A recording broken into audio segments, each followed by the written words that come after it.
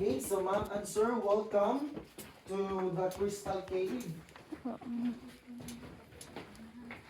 Very So nice. this type of cave, ma'am and sir, this is solution type of cave. So this is calcium, carbonate deposits, no? That's why mostly sa mga stalactites and the stalagmites are all pure and white, no? Understand? So there are lots of stalacs, no, or rock formation sa Crystal Cave, but depende siya sa tuang imagination. Sa Yes. ceiling, that is the Balinsasayaw birds. Ano siya? So ang nist ana, mauna siya ginapanguha sa mga famous restaurant not only in the Philippines but also in China. Kaysa China, that is the delicacy. So once maluto na siya, that is what we call the bird's nest soup. Yeah. Kanan sa taas. Scientific name. Ang scientific name, anak niya yun, ma'am, kanang sa... Wala na ganyan scientific name. Nana para orizagora. Ang yung tuan? Scientific name. Okay. Ah. So, thank you. Oh. Now I know.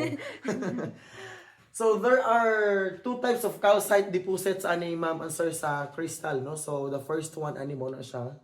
Kana mga white calcite. Grabe ka white oy. No, kana siya. Then, the second one, ani, is kani. The yellow calcite deposits or translucent stone. Wow. Kana. This one. Kana siya, no? Or ga-absorb siya of lights. Okay, sa ceiling, so this is what we call stalactites. Sa ground, only the stalagmites, no? So, as you can see, ang mga stalactites na nahulog kay tungod po na siya sa earthquake, no? Ang stalactites and the stalag nag-combine. So, muna siya gitawag og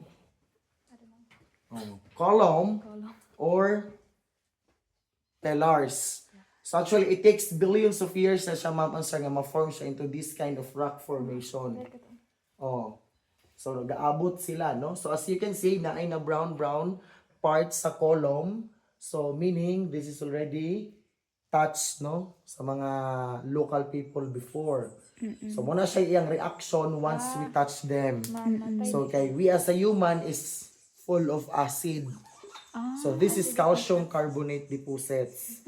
So, they are very sensitive, good, sir. And as long as continuous dripping ang iyang mineral, so from time to time, ma-recover lang na siya. Ah, oo. Ano. So, dakan kayong mga sayaw-sayaw birds. Kana. Or swiftlets. Di ba? Kana? Tando ko na. So, yung ana siya ka-crystallize, no? Kana.